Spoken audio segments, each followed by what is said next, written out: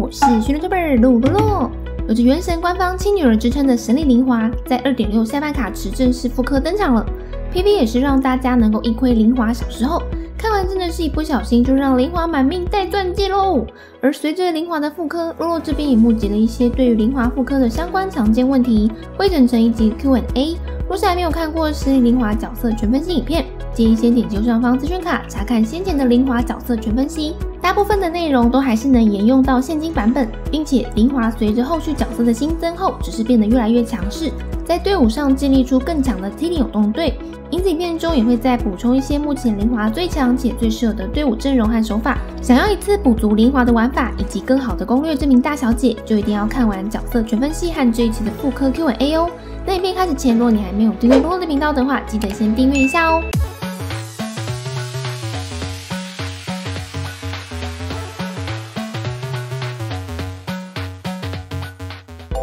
灵命的玲华有什么优点？在 2.6 前瞻直播懒人包的抽取重点总结中，就有提到，若是当前的你缺乏主 C， 或是正在考虑培养第二队深金螺旋的主 C 的话，玲华的抽取优先度是最优先的。玲华在搭配新手与大世界探索时，它的无限凝冰渡海能力更可以说是全角色最强。虽然凯雅在玲华出来前也是凝冰渡海一哥，但毕竟凯雅的机能冷却时间较长，玲华在渡海时又是用消耗体力的方式边冲刺边渡海，同时又可以在冰上恢复体力，因此玲华的渡海效率是最好的。玲华身为官方亲女儿，如果你缺一个强势又好用的主 C， 露露给她的抽取推荐度会是满星5颗星。自从玲华推出后的强度就和璃月 3C 不相上下，而玲华的基础攻击面板在全角色中也只有仅次于萧。天赋技能 A、E、Q 3招在灵命就具备一定的强度和完整的机制，输出方式上对单或是对群也都有很好的发挥。除了遇到相同的冰元素怪物会免疫之外，基本上玲华会被局限的地方很少。加上玲华在搭配任意水元素角色做出冻结反应时，自身的攻击也不会碎冰，可以在很安逸的涌动环境状态下进行输出，和许多辅助型队友也都有很好的搭配性，就是一个人见人爱的大小姐。同时灵命的玲华就已经有相当强势的爆发能力，10级 Q 大招就能够达到4000%以上的倍率伤害。命制作的设计体验上也很适合平民玩家，因为灵命就有能够满星通关深金螺旋的能力，又很适合收来当老婆养，声优待机放着听更是婆爆。平民玩家即便原石不够的情况，只能先抽灵命，后面慢慢等复刻补命做。无论往上抽到几命，对于玲华来说全部都是提升，也能很好的让你对玲华的爱反馈在你的实战体验上。真的要说出体验上的小缺点的话，因为玲华的闪避方式是遁地，要靠遁地来无伤闪避会比冲刺闪避的反应时间要短，新手需要花时间适应。玲华最好的输出环境就是在涌动的情况下做输出，因此队伍中务必配置一名水元素工具人。而这名水元素工具人其实也没有一定要搭配谁，每一个水元素角色其实都可以和玲华搭配，各有各的特性和优势，所以可以看情况选择。举凡芭芭拉、秦秋、莫娜、星海、灵人等等，全都可以和玲华搭配，就只是差在谁和玲华搭配后所加成出的总伤害量最高，或是给玲华的涌动效果更好而已。后面也会大致提及一下各个水元素角色和玲华搭配的效果是什么，而其他剩下的队友就可以搭配4封套的风元素角色扩散解抗，因此不论砂糖、万叶、温迪、琴也都可以。又甚至大世界探索时想要带4封套的早柚做减抗，当然也没问题咯。差别只是谁和玲华搭配后在深渊能够最有效率满星通关。最后一名队友就最好是冰元素角色凑双冰共鸣，这里可以用的角色也非常多，举凡甘雨、申鹤、迪奥娜、罗莎莉亚也都是十分常见的角色搭配。所以玲华的组队选择上也可以说非常灵活，只要把上述角色套入公式，玲华加水元素工具人加4封套风元素角色加冰元素公民角色，就是能够带出场杀遍提瓦特的队伍了。但若你是追求深渊满星的话，那就要参考影片后半段的涌动队伍阵容咯。玲华在组队方面相当灵活之外，破盾能力更是一个不可忽视的关键。玲华的遁地起跳加3重击，1加 Q 冰风暴都是高频率的冰元素攻击，而快速破盾的条件看的不是伤害量，而是元素反应发生的频率，因此玲华在破盾的速度上是非常快的。这一期的深金螺旋虽然前面大部分都是做球给温迪，但12层开始出现了深渊使徒，带上玲华就能很轻松体验到满星的滋味。加上如果你的玲华天赋技能刚好在冷却的话，你还可以偷吃步用无限遁地却不断蹭敌人的护盾，也可以达到破盾的效果。因此水史莱姆和水深渊法师看到玲华都要叫妈妈， 10月使徒看到灵华也要叫阿嬷。而灵华为什么在生机螺旋会这么吃香，也是因为生机螺旋几乎每一期必有需要破盾的角色，因此有了灵华后，生机螺旋几乎可以说是有了百优解。刚入坑的新手不该抽到期角色吗？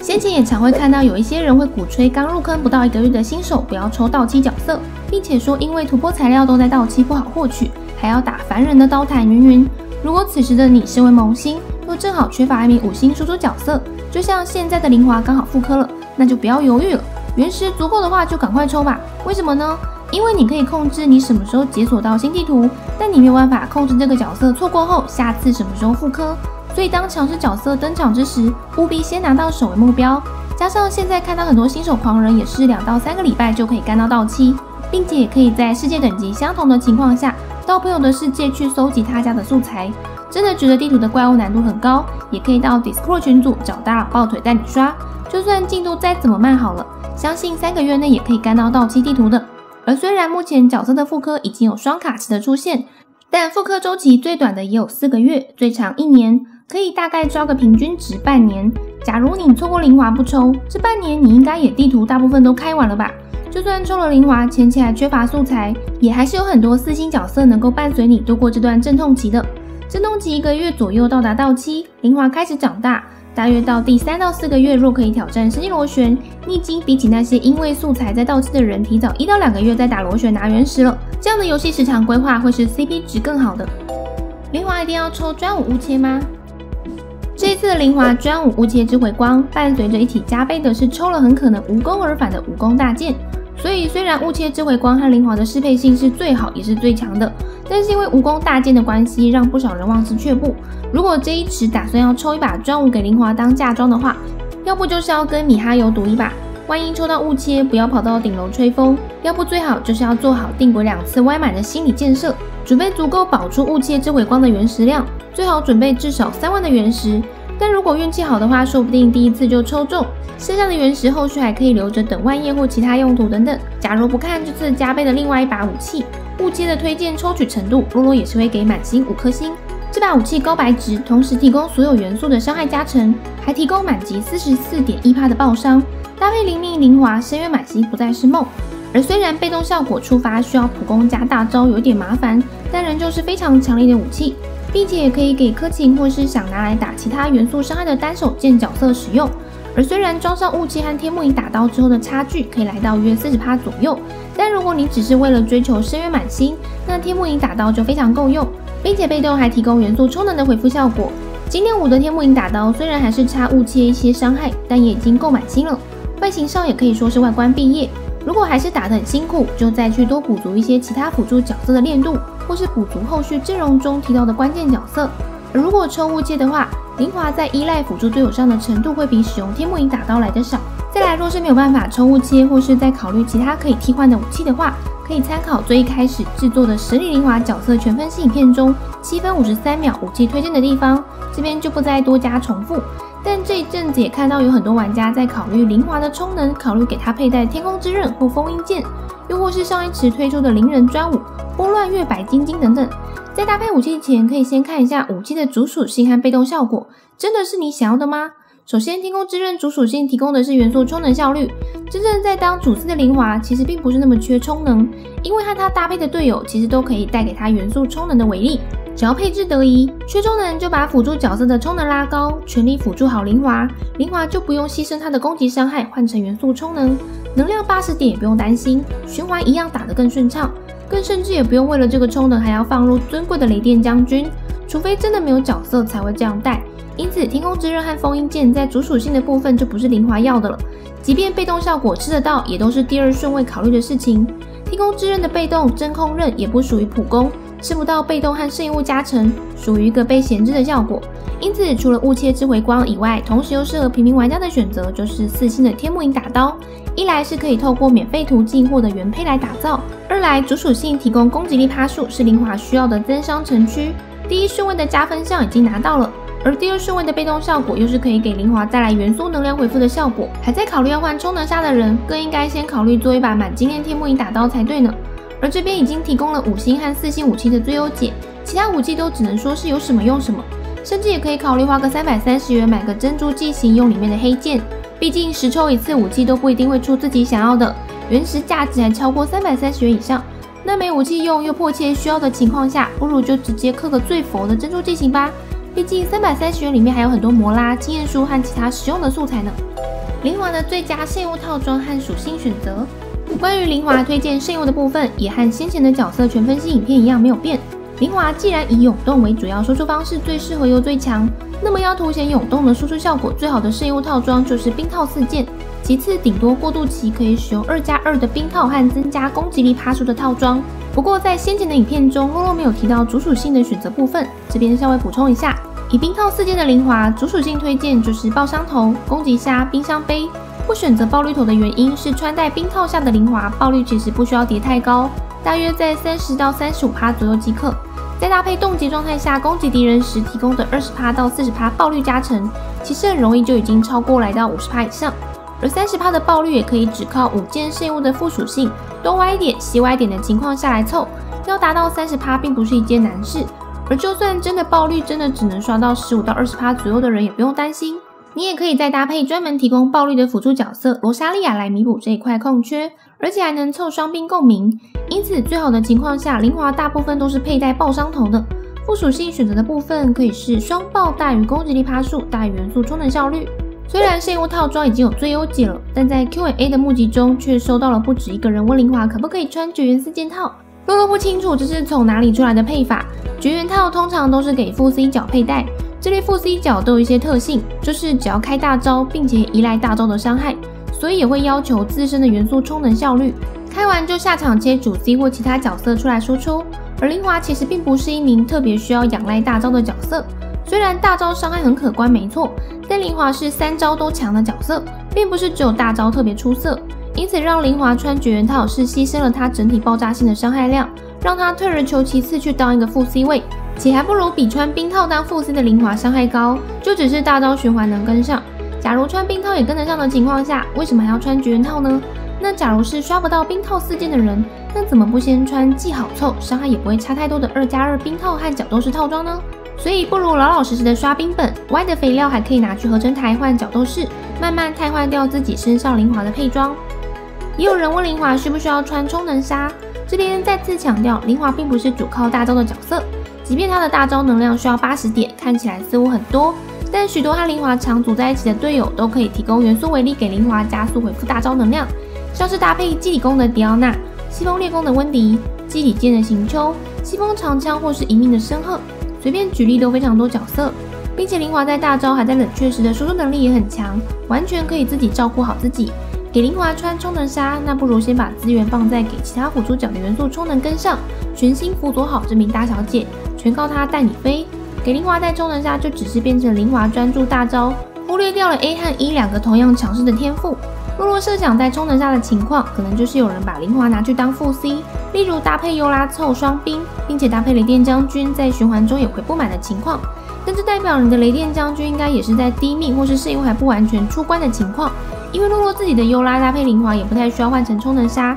加上还有雷神这个充电站。那既然角色的命座不高，圣物还没刷好，就应该回归到该角色最主要的定位玩法。他是主 C， 就让他好好当主 C， 围绕他组他最强势的阵容，并给他最适合的圣物。如果真的很缺充能，那洛洛推荐优先用天幕影打刀来弥补，这样的循环效率甚至会比你用雾切好。另外也看到有人问灵华可不可以将冰箱杯换成攻击杯等等，灵华如果再换成攻击杯，并要超越冰箱杯的伤害量，就建立在你拥有高命中的灵华、高精炼雾切智慧光，并且队伍中搭配万叶、莫娜这两个强力增伤辅助角色的情况，再将灵华的伤害量转到攻击城区才会有更高的伤害。首先灵华不太需要太多的暴击率，因此灵华可以在爆伤这一块有大幅的成长空间。再来在冰元素伤害加成的城区中，灵华搭配自身被动天赋 18%、冰套 15% 冰伤加成，万焰的元素减抗 40%， 再搭配莫娜泡影的 60% 伤害加成，已经来到了 133% 的增伤幅度。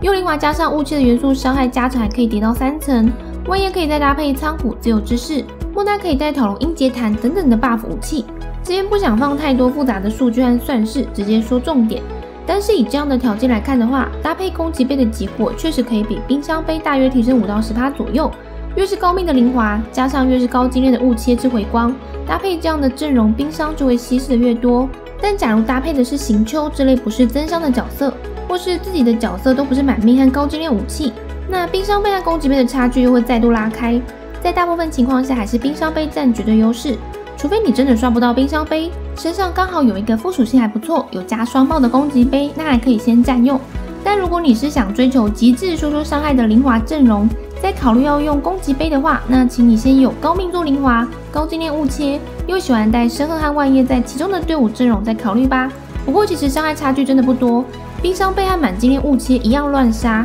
加上能有这样的配置，在深渊的高难度关卡中，已经有很多怪伤害都已经溢出了，真的有额外的时间和数值再去考虑弄一个完美攻击杯给灵华吧。灵华的毕业面板参考，在最一开始的灵华角色全分析影片中，洛洛刚好没有提到毕业面板参考的部分，这边也来针对拿不同武器时的情况来分享一些毕业面板参考，但还是要提醒大家，面板只是一个参考，请不要对于这些数字过于执着，毕竟这些面板只是让你参考可不可以满星通关升级螺旋用的，空有好看的面板却没有对应的组队概念和满星能力，那也只是虚有其表而已。冰套4件搭配专武物件的毕业面板参考，爆伤头、攻击杀、冰伤杯，暴击率30%到40%，暴击伤害230%到250%，攻击力至少2000以上。事业物主属性和3项条件都有达到，就会有不错的伤害。若是爆率低于30%，可以再搭配罗莎莉亚提供暴击率。冰套4件搭配天幕影打刀的毕业面板参考，由于穿上天幕影打刀就会少了爆伤的加成，因此事业物在爆伤的程序上面就要多靠属性来弥补。一样是爆伤头、攻击杀、冰伤杯，暴击率30%到40%，暴击伤害180%到200%，攻击力至少2000以上。洛洛这边最推荐的武器就是雾切智慧光和天幕影打刀了，所以如果想毕业的话，就参考这2样武器去迈进培养。其他非最佳推荐武器，洛洛这边就不一一列出了。天灵永动队神鹤万星的阵容，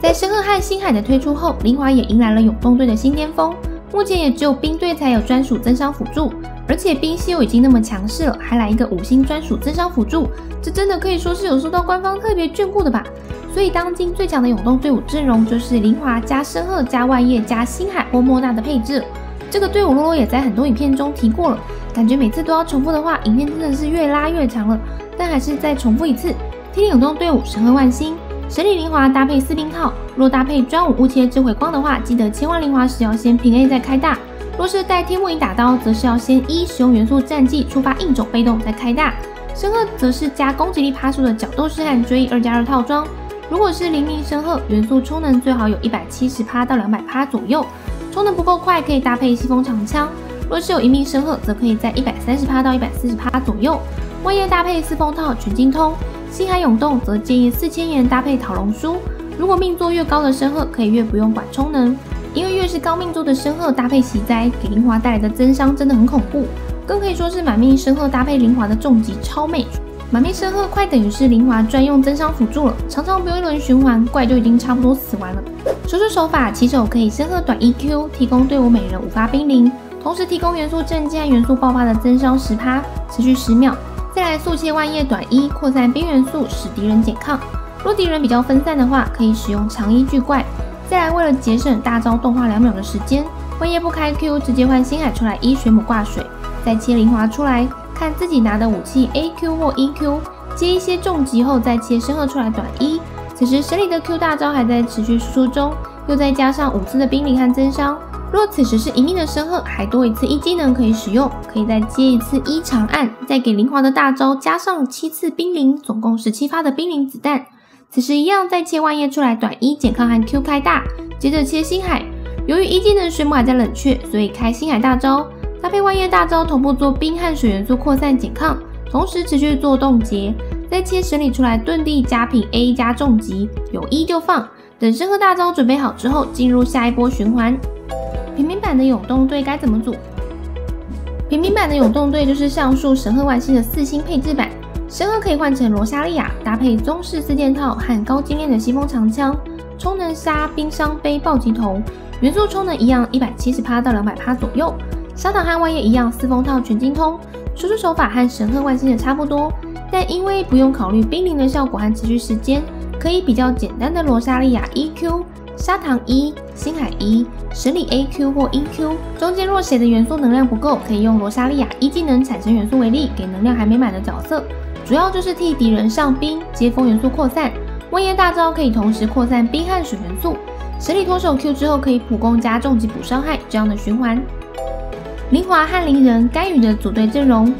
因为这队不是洛洛认为灵华最强的配对，所以洛洛就不再搬过来重复了。详细也可以去看神里灵人的角色分析影片，17分1秒的地方。影片中的示范组合为灵人加灵华加申鹤加砂糖。这边洛洛也在分享一队是灵人加灵华加温迪加迪奥娜。虽然伤害量可能不会比前一组高，但灵人的范围挂水搭配灵华的暴力冰风暴加温迪的巨怪龙卷风，可以很好的把敌人全部卷在死亡领域内，输出手感上也很不错。有兴趣的也可以趁现在温迪专用深渊还没下档前去玩一玩。这个组合也是在先前的灵华角色全分析影片就有分享过相关的配置了，所以可以参考灵华影片中11分2秒的地方，灵华加莫娜加甘雨加温迪的组成，或是申鹤角色全分析影片中11分37秒的三兵队，灵华加甘雨加申鹤加星海的组成，只是需要全5星的阵容，对于平民玩家来说比较不好组。但其实有了甘雨的话，灵华就不一定需要抽了。但也不是不行，2个全都要，看自己个人喜好。但与其把2个主 C 放在一起，有种锦上添花的感觉。洛洛目前会比较倾向于灵华专打永动，若是遇到不能动击的敌人，可以换甘雨打融化，又或是2队一起上深渊，拆分成2层进攻，队员也刚好不互抢。水元素角色和灵华的永动搭配效果，前面有说到灵华主要的输出方式就是在永动的环境下进行输出，需要做永动就要搭配水元素工具人。这边总结各个水元素工具人带给灵华的永动效果分别是什么？莫娜一技能可以做到5秒的范围上水，最强势的特性在于莫娜的 Q 大招炮影破裂后的心意增伤效果 60%， 可以带来水元素工具人中最高的增伤幅度。星海和莫娜一样，一技能可以提供范围上水，并且还多了莫娜7秒总长12秒的上水时间。而且这中间灵华就算走位再不好，或是遇到流血狗的敌人，搭配星海的超高奶量几乎不怕死，可以做到全水元素工具人里面最安逸的输出环境。兄妹档的搭配就是可以做到轮流当输出给伤害，灵人可以提供超大范围上水给伤害，适合用来应付群体敌人，也适合再搭配温迪这种能够拒怪多名敌人的角色一次收割。灵华搭配行秋也可以做到很不错的永动效果，行秋的羽连剑围绕在角色周围，可以提供抗打断以及让碰触到水元素的敌人上水，而 Q 大招的羽连剑可以一同进行输出，提供伤害和上水。只要是近身的敌人都可以有效被冻结，搭配竞争输出方式的灵华来说也是很好的水元素工具人。只是若是怪物较分散的话，就要靠近敌人才能冻结，输出上比较适合近身单体输出。灵华搭配芭芭拉的情况也是和行秋一样类似的近身单体输出，并且芭芭拉的水环搭配灵华也是可以让身边敌人被冻结，只是芭芭拉并不能像行秋一样提供后台伤害。但若只是单纯需要冻结反应，新手在开荒时期还没有行秋可以用的话，也可以先用芭芭拉暂时替代。为什么灵华不适合组融化队？ Q&A 中也有收到一些人询问为什么灵华不能组融化队，或是想知道灵华融化队的阵容等等。灵华和甘雨一个可以组融化，一个不行的差别在于，灵华的冰元素伤害都是属于高频率的输出，若是要打融化伤害，灵华的重击3下或是 Q 大招冰风爆出去，通常只有第一下碰到火元素触发融化后，后面的冰元素伤害就都吃不到了。而甘雨吃得到融化的原因，是因为甘雨的蓄力射击需要暖机时间，也不属于高频率，吃到第一下融化就可以有很可怕的核爆高伤害，搭配相邻的血火轮运转上火时机也是差不多跟得上。因此以融化队来说，甘雨还是最适合的主 C 人选。灵华该抽到几命？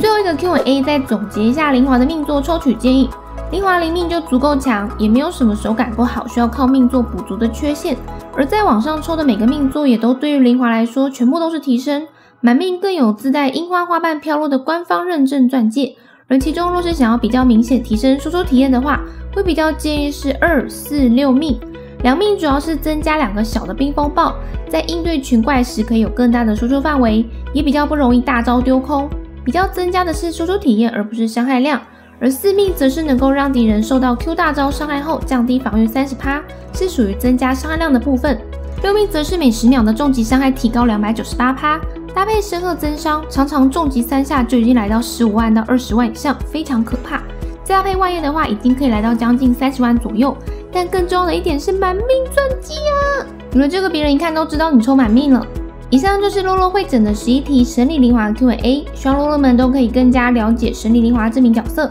若是身边还有人不懂怎么玩好、玩深、神理灵华，就请大家把影片直接贴给他看吧。若是还有想了解其他角色，洛洛也已经制作过相当多的全分析影片，大家也可以善用关键字加洛洛的搜寻方式查找相关内容。有看过留言说玩原神要学的东西很多，好像在上课。毕竟原神真的就不是一款无脑游戏，所以如果你真的想要玩得更好，势必要多花一些时间钻研啦。洛洛倒是比较纳闷，追求面板的人平时会那么追求自己的考试成绩吗？那么就让我们一起加油吧！若是还有想看的攻略主题或是任何问题，可以在底下留言，洛洛都一一回复。觉得影片内容时候也欢迎分享给更多人知道。若是想支持洛洛的频道内容，也可以点击加入按钮来进入帮会员，每个月请洛喝杯鲜奶茶加鸡排。最后喜欢洛洛的影片可以点击喜欢，给洛洛一个鼓励。喜欢越多，给洛洛的 buff 就越强哦。目前每周日晚上也会固定直播玩原神，每周一到晚上9点半更新影片。我是学日 tuber 洛洛，我们下次见喽！